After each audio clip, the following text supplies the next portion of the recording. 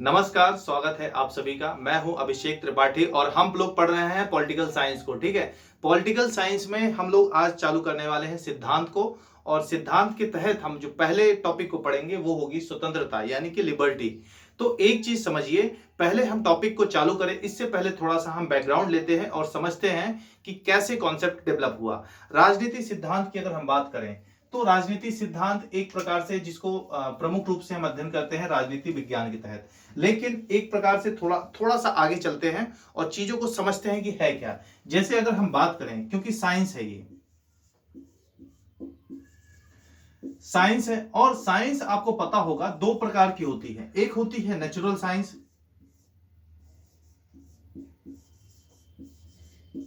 Natural science, और दूसरी होती है सोशल साइंस।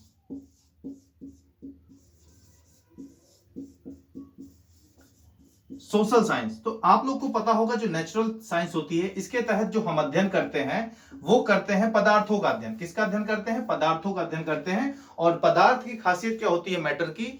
वह सार्वजनिक रूप से या सार्वभौमिक रूप से, सार्वजनिक नहीं, सार्वभौमिक रूप से, यूनिवर्सली सभी जगह एक सा बिहेव करती है। ठीक है, सार्वभौमिक रूप से, सार्वभौमिक रूप से सभी जगह एक सा व्यवहार करती है। यानी कि इसमें देखा जाए आपको तो देश काल और परिस्थिति का कोई प्रभाव नहीं पड़ता। देश काल परिस्थिति, देश यानी कि स्थान का, काल यानी टाइम का, और परिस्थिति यानी कि जो सर्कमस्टेंसेस होते हैं उनका। ठीक है, देश काल परिस्थिति का कोई प्रभाव नहीं पड़ता जो पदार्थ है। जैसे कि अगर फिजिक्स है, फिजिक्स का कोई नियम है जो भारत में लागू होगा वही ब्रिटेन में, वही फ्रांस में, वही पाकिस्तान में। लेकिन अगर आप देखें कि अगर हम सोशल साइंस की बात करें, यहां तक कि अगर इसको ठीक से समझें नेचुरल साइंस को, जिसकी फिजिक्स केमिस्ट्री जिसके तहत हम अध्ययन करते हैं, इस नेचुरल साइंस में आप भारत या ब्रिटेन की या यूएसए की बात मत कीजिए। इवन आप कहीं स्पेस में भी चले जाइए, जो फिजिक्स के बेसिक रूल्स हैं जो काम करना चाहिए, जैसे कि ग्रेविटी होता है, ग्रेविटी का रूल्स होता है कि एक जो पिंड होता है, ठीक है, वो अपनी तरफ दूसरी चीज को आकर्षित करता है, तो वो रूल वहां पे भी काम करेगा। हो सकता है पृथ्वी की ग्रेविटी कम हो जाए लेकिन काम करेगा। इसी प्रकार से सार्वभौमिक नियम होते हैं। लेकिन अगर देखा जाए सोशल का, तो सोशल जो है सार्वभौमिक नहीं है, क्योंकि सामाजिक विज्ञान क्या है? गत्यात्मक है। जो चीज गत्यात्मक होगी वो परिवर्तनशील होगी। तो जाहिर सी बात है इसमें क्या है? देश काल और परिस्थिति, देश काल और परिस्थिति का जो है इस पे प्रभाव पड़ेगा, क्योंकि मानव नेचर भी, जो ह्यूमन नेचर है, मानव स्वभाव है, वह भी परिवर्तित होता रहता है, समय के साथ बदलता रहता है। तो एक चीज आप यहां पे समझिए, क्योंकि अब देखें तो हम जो अध्ययन कर रहे हैं वो राज्य का अध्ययन करेंगे, राज्य से संबंधित अवधारणाओं का अध्ययन करेंगे, पॉलिटिकल जो है राजनीति का अध्ययन करेंगे। और क्योंकि अगर ये एक सोशल साइंस का विषय है, इसीलिए इसको हम पॉलिटिकल साइंस को सोशल साइंस के तहत अध्ययन करेंगे।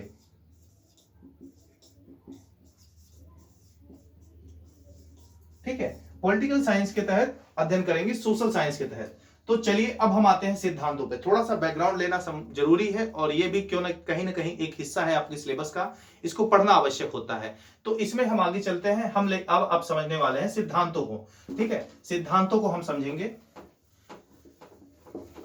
सोशल साइंस के तहत, और सिद्धांत के तहत हम पढ़ेंगे स्वतंत्रता को। लेकिन उससे पहले थोड़ा सा सिद्धांत को समझते हैं, सिद्धांत होता क्या है, तभी हम उसके आगे बढ़ पाएंगे, तभी हम स्वतंत्रता को समझ पाएंगे।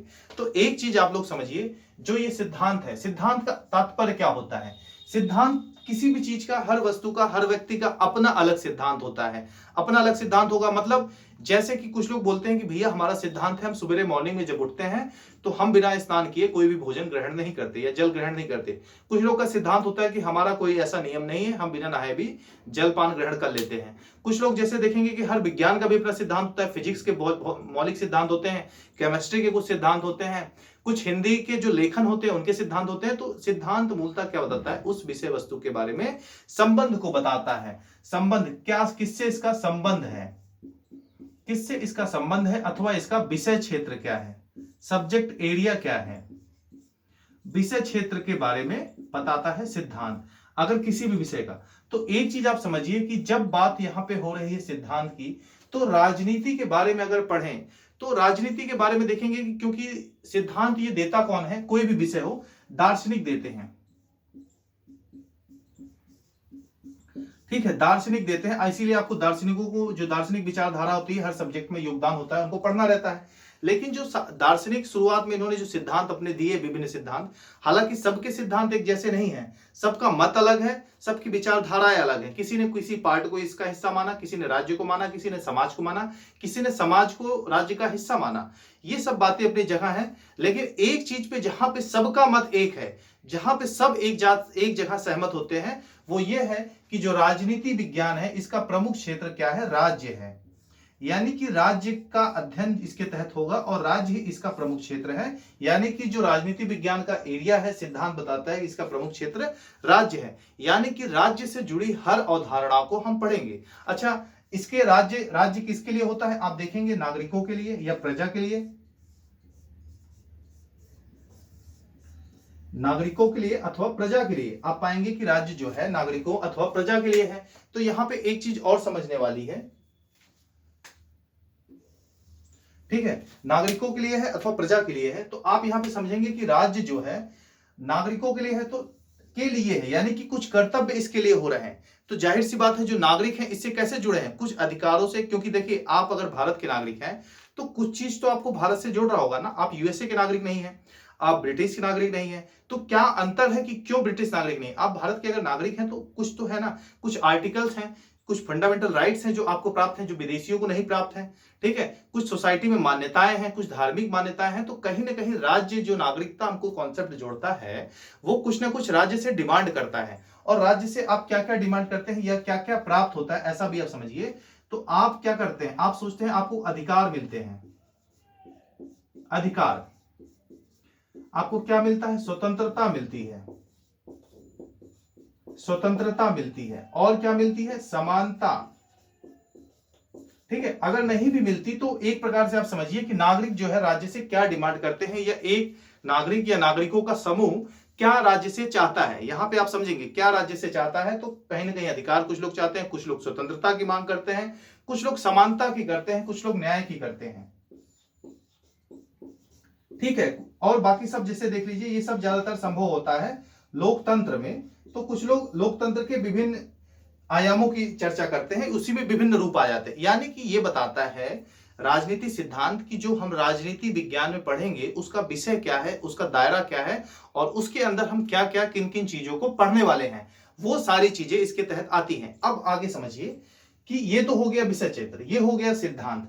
ठीक, अब हम इसके तहत हम पढ़ेंगे, क्योंकि एक बेस डेवलप करना बहुत जरूरी है। क्योंकि राजनीति सिद्धांत, खासकर मैं तो मानता हूं पूरा राजनीति विज्ञान एक ऐसा विषय है कि आप बिना समझे इसमें कोई भी पेपर आप दे रहे हो, चाहे सिविल का हो, यूपीएससी या पीसीएस, स्टेट पीसीएस का विभिन्न एग्जाम हो, या फिर आपका हायर एजुकेशन का हो, टीजीटी या फिर टीजीटी पीजीटी के लिए हो, ठीक है, या फिर एल्टीग्रेट या जीआईसी की प्रवक्ता का एग्जाम हो, आप एक चीज को समझिए कि राजनीति विज्ञान ऐसा विषय है कि बिना समझे आप इसके सवालों को नहीं कर सकते, क्योंकि इसमें समझ आवश्यक है। इस विषय के साथ खासियत यही है, बेशक ये सोशल साइंस का सब्जेक्ट है, लेकिन इसको समझना उतना ही आवश्यक है, क्योंकि वैज्ञानिक आधार पर इसका अध्ययन किया जाता है। हालांकि विभिन्न विषय जैसे आप देखेंगे तो इतिहास भी वैज्ञानिक आधार पर अध्ययन किया जाता है, लेकिन इतिहास में क्या है, इतिहास की अपनी खासियत है, एक क्रम से चलता है, एक तथ्य होते हैं, ठीक है, उसमें ज्यादा समझना नहीं होता, क्योंकि घटनाएं जो हो चुकी हैं उसको आप स्वाध्ययन भी कर सकते हैं। लेकिन विज्ञान के साथ ऐसा नहीं है, इस खासकर राजनीति विज्ञान के साथ ऐसा नहीं, इसको समझना आवश्यक है। और राजनीति सिद्धांत मैं बता रहा हूं एक ऐसा पार्ट है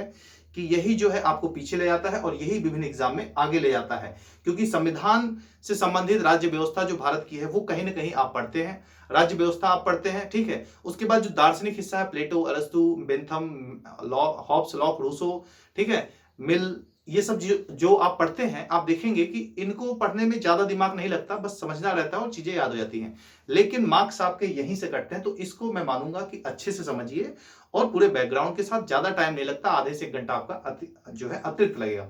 चलिए, हमको पढ़ना है लिबर्टी, स्वतंत्रता, इसी के तहत तो हमने जो भी सिलेबस है इसी के तहत आएगा। यानी सिलेबस का मतलब कि जो जो अध्ययन करते हैं वो सारी चीजें आती हैं, हमारे सिलेबस के अतिरिक्त भी चीजें आती हैं। ऐसा नहीं कि जो हम पढ़ेंगे वही राजनीति विज्ञान का दायरा होगा।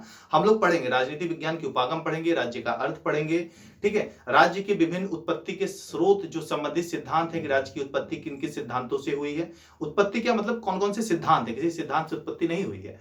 और उसके बाद हम संप्रभुता का कॉन्सेप्ट देखेंगे, सारी चीजें हम देखेंगे, लेकिन अभी हम स्वतंत्रता पे ध्यान देते हैं।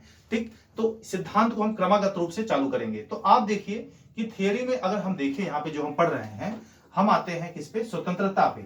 अब स्वतंत्रता की बात आई तो स्वतंत्रता को भी समझने के लिए डायरेक्ट अगर स्वतंत्रता का अर्थ आप लोग से पूछा जाए तो स्वतंत्रता का जो अर्थ है वो सिंपल सा है कि हर व्यक्ति कुछ जो है अपनी स्वतंत्रता, अपने जीवन में कुछ इच्छाएं होती हैं जिसको वह अपने इच्छा के अनुसार काम करना चाहता है, यानी कि अपने इच्छा के हिसाब से जीवन जीना ही स्वतंत्रता है। हालांकि बहुत सी परिभाषाएं हैं, उनको हम देखेंगे।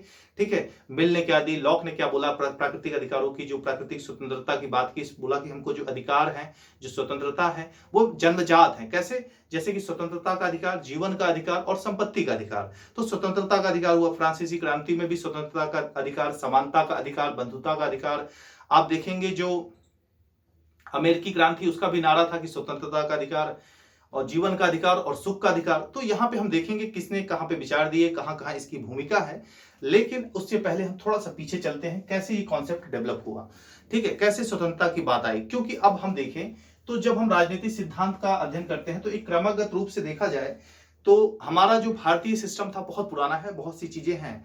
ठीक है, शांति पर्व हो गया, भीष्म पर्व, यहाँ से बहुत पुराने कॉन्सेप्ट है, मनुस्मृति हो गई, कौटिल्य का अर्थशास्त्र हो गया। लेकिन जो भारतीय परंपरा थी उसने कहीं ना कहीं राज्य को और धर्म को एक करके देखा, राज्य और धर्म को अलग नहीं किया, और व्यक्ति का कर्म ही धर्म है। ठीक है, और राज्य का भी एक धर्म था। तो अगर देखा जाए कि जो राजनीति शास्त्र की एक प्रॉपर अलग विषय के तौर पे अध्ययन हुआ, भारत में इस तरह की चीजें नहीं हुई। ऐसा नहीं कि हमारे जो कॉन्सेप्ट है, हमारे जो विद्वान थे उनसे कमतर थे, ऐसी बात नहीं है, क्योंकि प्रॉपर एक वे से जो अध्ययन किया गया वो ज्यादातर यूरोपीय में हुआ, खासकर यूनान के आसपास। तो इसीलिए जब हम अध्ययन करते हैं तो इस चीज का कॉन्सेप्ट वहां से लेके चलते हैं। हम भारतीय एस्पेक्ट्स को भी पढ़ेंगे, जैसे राज्य की उत्पत्ति का सिद्धांत हुआ वहां पे भी पढ़ेंगे, संप्रभुता की भी बात आएगी तो हम देखेंगे भारतीय क्या कहते हैं। लेकिन मूलतः जो आपको सिलेबस में पढ़ना है वो इसी आधार पर पढ़ना है। तो आप देखेंगे कि यूरोप की बात करें हम, यूरोप की अगर बात करें तो एक मध्यकाल आया। ठीक है,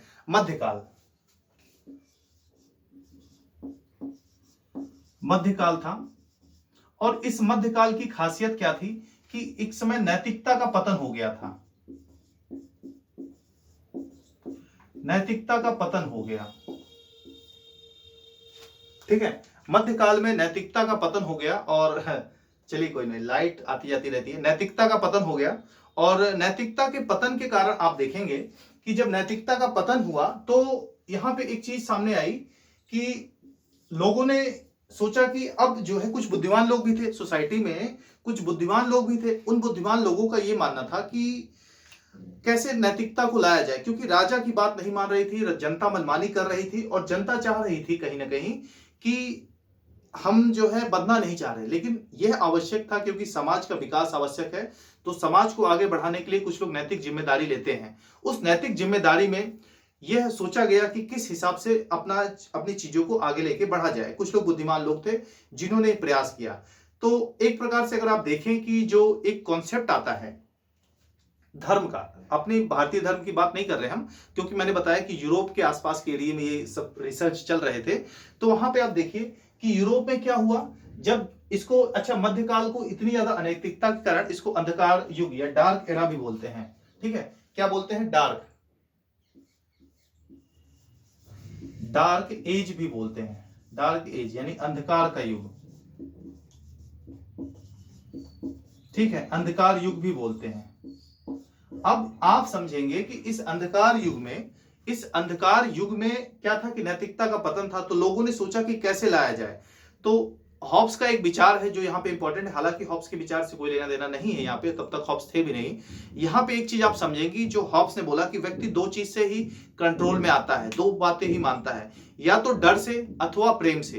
तो ये हुआ कि भैया डर तो इनके अंदर रहा नहीं, नैतिकता की बात आप कैसे करेंगे, नैतिकता का पतन करना है, और प्रेम में भी बातें आदमी कई बार हो सकता है ना माने, और सबसे जो उत्तम तरीका होता है वो डर का।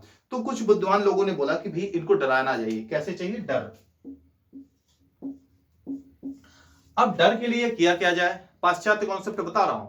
डर के लिए यह हुआ कि भैया एक समय था जब लोग प्रकृति पे ज्यादा भरोसा करते थे, ईश्वर पे आस्था करते थे, लोगों को पता नहीं था। जैसे जब प्राचीन समय में क्या होता था, जैसे आप पढ़ेंगे कि बिजली कड़की, बिजली कहीं गिरी, बिजली गिरी, ठीक है। तो ये सब जो सोचते थे लोग दैवीय प्रकोप है, यानी कि देवताओं का जो है प्रकोप है हमारे ऊपर, और बाढ़ आ गई तो देवताओं का प्रकोप है। तो कहीं ना कहीं ईश्वर के प्रति, प्रकृति के प्रति लोगों की आस्था थी, और लोगों का ऐसा मानना था कि अगर जो है हमारी गलतियों का परिणाम हमारा ईश्वर देता है किसी रूप में, तो इसके प्रति, और लोग कहीं ना कहीं इस चीज से डरते भी बहुत ज्यादा थे, क्योंकि जैसे कोई प्लेग फैल गया, महामारी फैल गई, तो लोग ये मानते थे कि ईश्वर का प्रकोप है, भाई आपने कोई गलती की, राजा ने कोई गलती की, इस तरह की चीजें होती थी। और दैवीय सिद्धांत में तो ये भी बोला जाता था कि राजा जो है किसी के प्रति उत्तरदायी नहीं, इसको भी देखेंगे अभी आगे।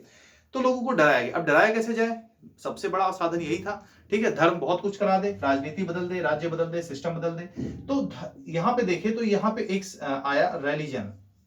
रिलीजन, अच्छा, रिलीजन जो शब्द निकला है वो निकला है रेलीगियर से, ठीक है, रेलीगियर। अब रेलीगियर का मतलब क्या होता है, बांधना, ठीक है, इसका मतलब क्या होता है, बांधना, ठीक है, बांधना। क्योंकि अभी देखिए लाइट कम है, इसलिए इस पूरे पोर्शन बोर्ड पे नहीं लिख रहा हूं, हो सकता ना दिखे, इसलिए मैं इधर ही ज्यादा फोकस कर रहा हूं। तो इसका मतलब होता है बांधना, यानी कि डर से किसी को बांधना और अपनी काम बातें मनवाने के लिए उसको आगे रखना। तो यहां पे आप पाएंगे कि जब बांधने की बात आई धर्म से, तो सबसे ऊपर क्या आएगा, सबसे ऊपर जो चीज आएगी वो क्या आएगी, वो आएगा ईश्वर। अच्छा, ईश्वर की बात अगर हम करें, क्योंकि हम पाश्चात्य जगत की बात कर रहे हैं, और पाश्चात्य जगत में सबसे ऊपर कौन सा होता है, चर्च होता है, ठीक है, चर्च होता है।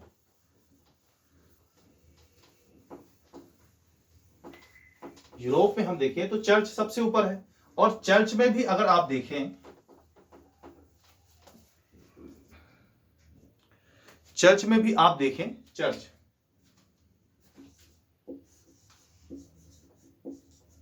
ठीक है, ये हो गया चर्च। अब चर्च की बात हम करें तो चर्च में भी सबसे ऊपर चर्च हो गया, लेकिन चर्च के माध्यम से एक संस्था थी जिसका प्रमुख हुआ, वो हुआ पोप। पोप सबसे ऊपर हो गया, पोप। अच्छा, पोप का क्या मानना था, पोप का कहना था कि हम जो है ईश्वर के बंदे हैं, बंदे हैं हम उसके, हम पे किसका जोर, ठीक है। तो ईश्वर के हम बंदे हैं, और हम जो है, हम जो बोलेंगे वही होगा, क्योंकि ईश्वर हमसे डायरेक्ट हमको अनुमति देता है, हमारा उनसे डायरेक्ट कांटेक्ट है। तो कहीं ना कहीं जो है ये बात सामने आई, और धर्म के माध्यम से पोप ऊपर हुआ। पोप के बाद जो है राजा, राजा था, किंग था, और किंग के बाद पब्लिक थी, ठीक है, पब्लिक थी, यानी कि राजा था, हालांकि किंग के नीचे जागीरदार, जमींदार और फिर किसान लोग आते थे।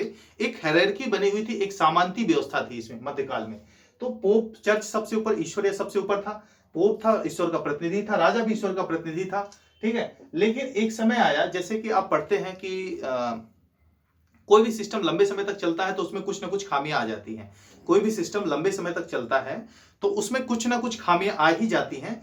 तो एक समय ये आया कि लोग इन सब से ऊब गए, और कहीं ना कहीं जो पोप थे, जो उच्च पद पे बैठे थे चर्च में, वो अनाचार, दुराचार में, व्यभिचार में काफी ज्यादा लुप्त हो गए, और जनता उनसे असंतुष्ट हो गई। जनता ने कर दिया विरोध, जनता ने विरोध कर दिया। इवन जो यहाँ पे जागीरदार थे, जमींदार थे, उनसे भी जनता काफी असंतुष्ट थी। हम पढ़ेंगे जब हमारा पुनर्जागरण काल आया, ठीक है, व्यापारिक क्रांति आई, धार्मिक क्रांति आई, वो इसी का हाल है, ठीक है। इसको भी हम पढ़ेंगे जब हम राज्य के बारे में पढ़ेंगे, राज्यों का गठन, राष्ट्र राज्य की बात करेंगे तो वहां पे पढ़ेंगे। तो फिर एक जो कॉन्सेप्ट आया, इन्होंने, लोगों ने विरोध कर दिया, किसका, पोप का, यानी कि धर्म का। अच्छा हाँ, पोप का विरोध किया, चर्च का विरोध नहीं किया, यानी कि धर्म का नहीं त्याग किया उन्होंने, ठीक है, धर्म का त्याग नहीं किया, सिर्फ पोप का विरोध किया, क्योंकि पोप जो है दुराचारी हो गया था, या पोप का जो नैतिक पतन हो गया था। उसके बाद लोगों ने सहयोग किया, बोले कि भी ये सब तो ठीक है, कैसे हम आगे डेवलप करें, कैसे हम चीजों को लेके जाएं कि किस हिसाब से जो है सब ठीक हो, किस हिसाब से सब ठीक हो। तो लोगों ने समर्थन किया राजा का, किंग का, राजा का।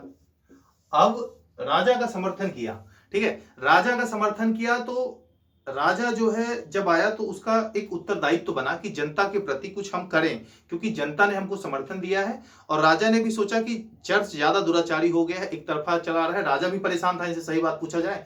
तो राजा ने कुल मिला के जनता को अपने पक्ष में कर लिया, और जनता भी इनके पक्ष में हो गई। नीचे भी जो जमींदार थे, जागीरदार थे, इनसे भी परेशान हो गए थे कि बात बात पे बांटते हैं कि स्थान से दूसरे स्थान पे व्यापार करने जाइए तो कर लेते हैं, ठीक है।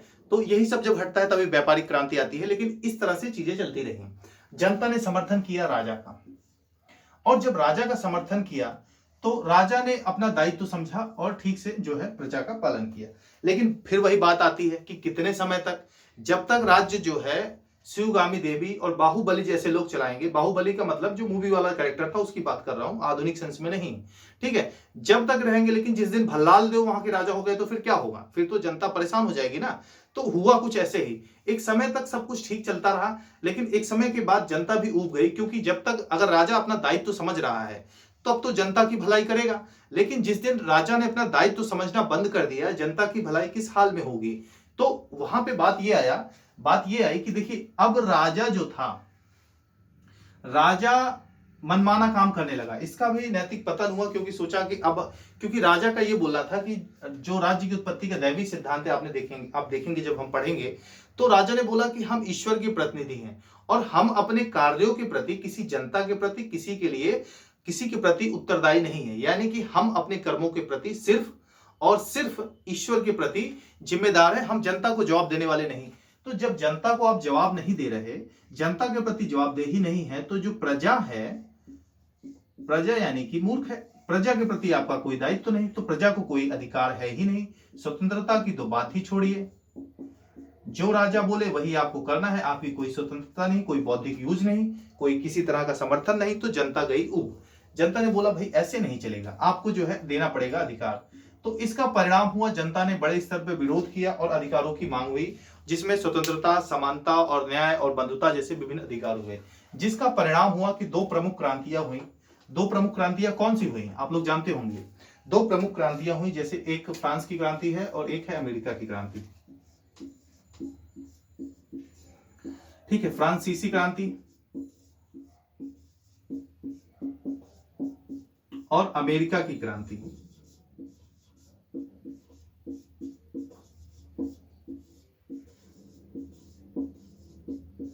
फ्रांसीसी क्रांति और अमेरिका की क्रांति, दो प्रमुख क्रांतियां हैं। अच्छा, इनमें अधिकारों की मांग हुई, स्वतंत्रता की मांग हुई। स्वतंत्रता, देखिए एक चीज देखिएगा, इसमें मांग क्या हुई, स्वतंत्रता,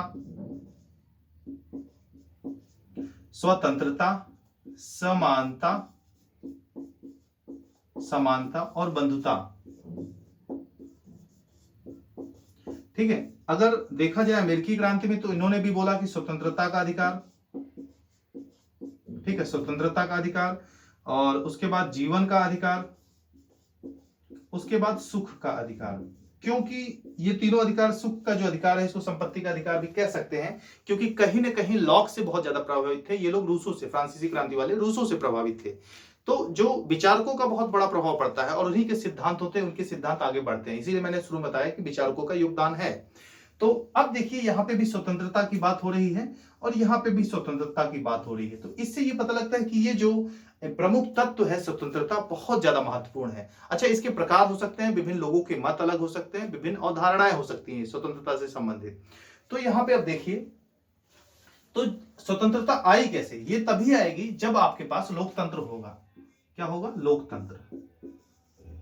ठीक है, लोकतंत्र होगा। आप देखिए यहाँ पे लॉक की भी बात कीजिए। लॉक अगर बोलता है, जॉन लॉक बोलते हैं, जॉन लॉक का मानना है कि जो अधिकार हैं वो हमने राज्य से समझौता किया या आपस में समझौता करके राज्य का गठन किया। राज्य की उत्पत्ति के सिद्धांत जब हम पढ़ेंगे, विभिन्न सिद्धांत पढ़ेंगे, और विचारकों में सामाजिक समझौते का भी सिद्धांत जब हम पढ़ेंगे, हॉब्स, लॉक, रूसो को, तो वहां पे देखेंगे।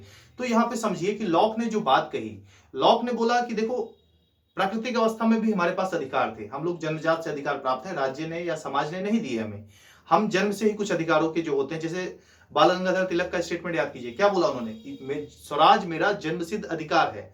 स्वराज मतलब स्वतंत्रता, अपनी स्वतंत्रता। ठीक है, वो डिटेल अलग बात होती है, इसको समझने में टाइम लगेगा, लेकिन एक चीज समझिए, जन्म सिद्ध अधिकार, यानी कि मैं पैदा हूं, मैं इंसान हूं, इसलिए मेरा अधिकार है। तो यही बात यहाँ पे आती है। तो लॉक ने भी बोला कि ये तीन अधिकार हमारे पास है, यहाँ सुख का अधिकार, यहाँ संपत्ति का अधिकार कर लीजिए।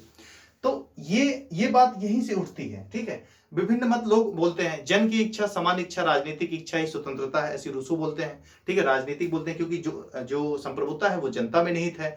तो इस तरह के अधिकारों की बात आती है। ठीक है, स्वतंत्रता की बात।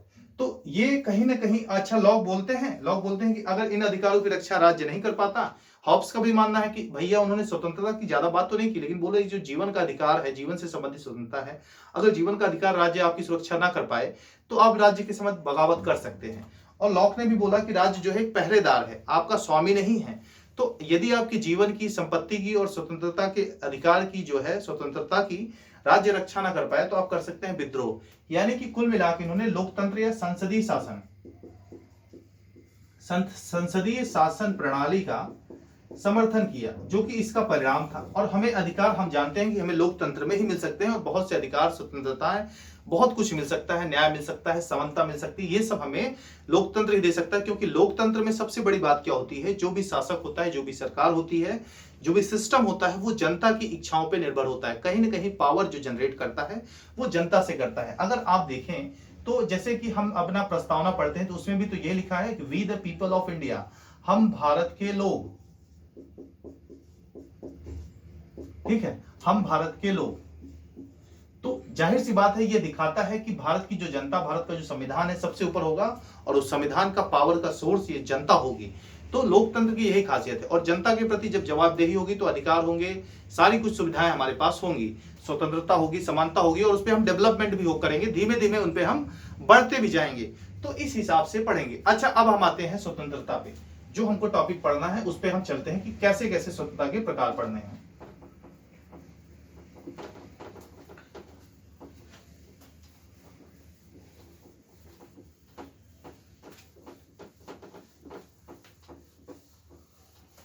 देखिए, हम आते हैं लिबर्टी।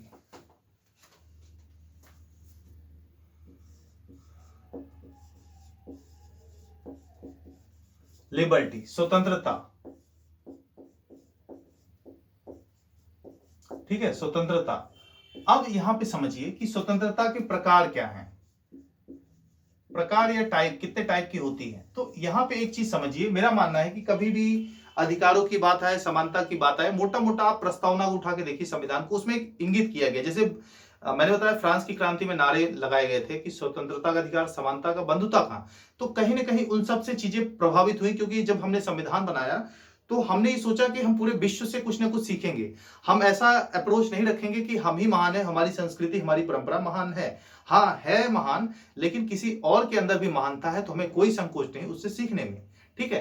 तो इसीलिए हमने सारे विश्व से ग्रहण किया है ज्ञान। तो आप देखेंगे 3 तरह की बातें होती हैं। पहला क्या होता है, हम सब कैसी बात करते हैं, राजनीतिक, आर्थिक और सामाजिक, ठीक है, राजनीतिक, आर्थिक और सामाजिक। तो यहां पे लिखिए राजनीतिक स्वतंत्रता, सामाजिक, ठीक है, सोशल, और उसके बाद आर्थिक, इकोनॉमिक,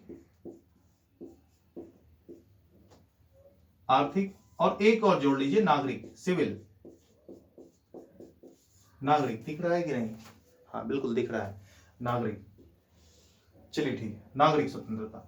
तो ये मोटा मोटा जो स्वतंत्रता का अधिकार है, इन्हीं को हमको पढ़ना है, ठीक है। ये आपका चाहे नेट का पेपर हो, चाहे पीजीटी का हो, या ऑप्शनल का हो आपका सिविल का, वहां पे हम इसको पढ़ेंगे।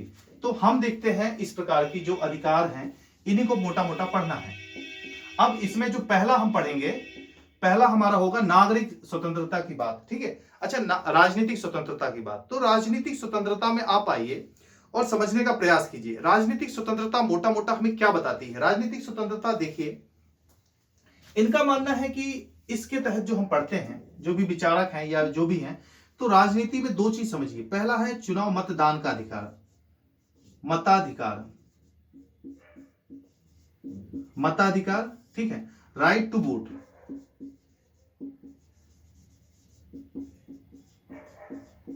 राइट टू वोट, ठीक है, मताधिकार। दूसरा क्या आता है, चुनाव का अधिकार,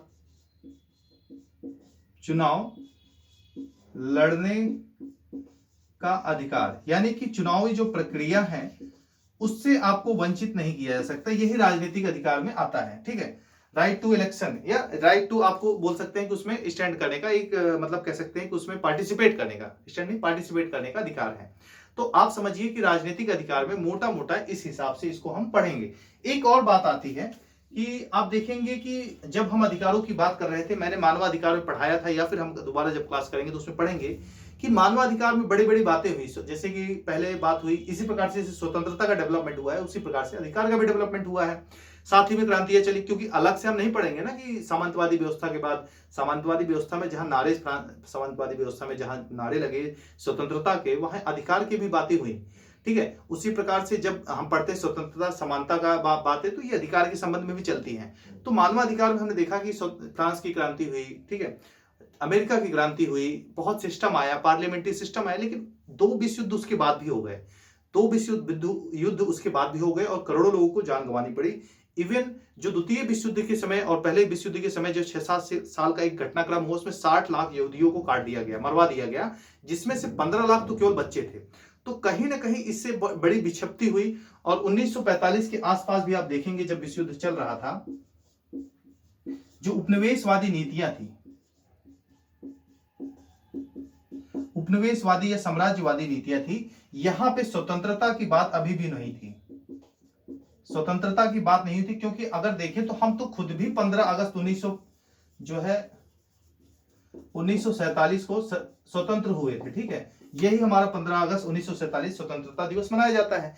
तो ये सब बातें भी आती हैं। तो यानी कि उपनिवेशवाद से भी स्वतंत्रता जो होना चाहिए, यानी कि राजनीतिक निर्णय, भाई आप देखिए ये भी उसी में आता है, राजनीतिक स्वतंत्रता के तहत आता है। क्यों? क्योंकि मताधिकार और चुनाव लड़ने का अधिकार तो आप देखेंगे कि उस समय भी था। 1935 का जो एक्ट आया था, 1919 का एक्ट आया था, और 1909 का जो आया था भारत शासन अधिनियम, आप देखेंगे कि जो मुसलमानों के लिए प्रत्यक्ष मतलब अलग से निर्वाचन की बात हुई थी, ठीक है, उसमें तो कहीं ना कहीं निर्वाचन की बात हुई थी। 1919 का जो एक्ट आया था, उसी के बाद तो जो स्वराज दल गठित हुआ था, उसी के बाद तो जो है चिदम्बरम और कह सकते हैं मोतीलाल नेहरू ने अपनी एक पार्टी बनाई थी। उसी के बाद देखिए कांग्रेस की भी सरकार बनी थी 1935 के एक्ट के बाद लंबे समय तक, ठीक है। द्वितीय विश्व युद्ध के समय इन्होंने इस्तीफा भी दिया था, जब सरकार भारत की तरफ से अपने आप अंग्रेजों ने पार्टिसिपेशन का निर्णय ले लिया था। तो सरकार तब भी थी, चुनाव देने का मतलब लड़ने का अधिकार और वोट लेने का, ये चुनाव लड़ने का अधिकार भी था, वोट देने का भी अधिकार था। तो लेकिन क्या सही मायने में वो स्वतंत्रता थी? क्यों हम 15 अगस्त 1947 को अपना स्वतंत्रता दिवस मनाते हैं? क्यों हम 15 अगस्त 1947 को अपना स्वतंत्रता दिवस मनाते हैं? तो आपको ये समझना चाहिए कि उपनिवेश से भी स्वतंत्रता होनी चाहिए, और स्वतंत्रता ये यहाँ पे मूलतः इंगित करती है लोकतंत्र को, ठीक है, लोकतंत्र को इंगित करती है। तो स्वतंत्रता के मायने में अगर राजनीतिक स्वतंत्रता को देखा जाए, कोई पूछे कि क्या आता है, पेपर में ऐसे ही आएगा, ज्यादा डिटेल में नहीं आएगा, तो आप बोलेंगे कि मताधिकार, वोट देने का अधिकार आएगा, चुनाव पार्टिसिपेशन का अधिकार या चुनाव लड़ने का अधिकार भी आता है, और कहीं ना कहीं थोड़ा डीप अगर पूछना चाहेगा तो उसमें ये इसको शामिल कर देगा कि उपनिवेश की स्वतंत्रता, ठीक है, उपनिवेश में स्वतंत्रता, उपनिवेश से स्वतंत्रता, उपनिवेश में उपनिवेश से स्वतंत्रता, जैसे कि स्वराज की बात जो होती है, उसमें कहीं ना कहीं ये 2 अधिकार मिलते हैं। इतिहास जब आप पढ़ेंगे, हम थोड़ा सा ऐतिहासिक बैकग्राउंड देखेंगे जब संविधान को पढ़ेंगे, लेकिन जहां पूर्ण स्वराज की बात आती है, वहां पे इन दोनों की बात नहीं, ये तीनों अधिकार की मांग होती है। ये आपको याद रखना होगा, क्योंकि स्वराज और पूर्ण स्वराज में भी लोग कंफ्यूज होते हैं। लेकिन क्योंकि अभी हम संविधान पर राजनीतिक सिद्धांत पढ़ रहे हैं, जब संविधान को पढ़ेंगे और उसका हिस्टोरिकल बैकग्राउंड देखेंगे, तो वहां पे ये सारी चीजें हम देखेंगे, ठीक है। तो एक चीज ये समझिए कि मतलब आपको मैं बता दूं कि इसको जो है आप साथ में इसको नोट्स बनाते चलिए, या फिर इसका स्क्रीनशॉट ले सकते हैं, ठीक है।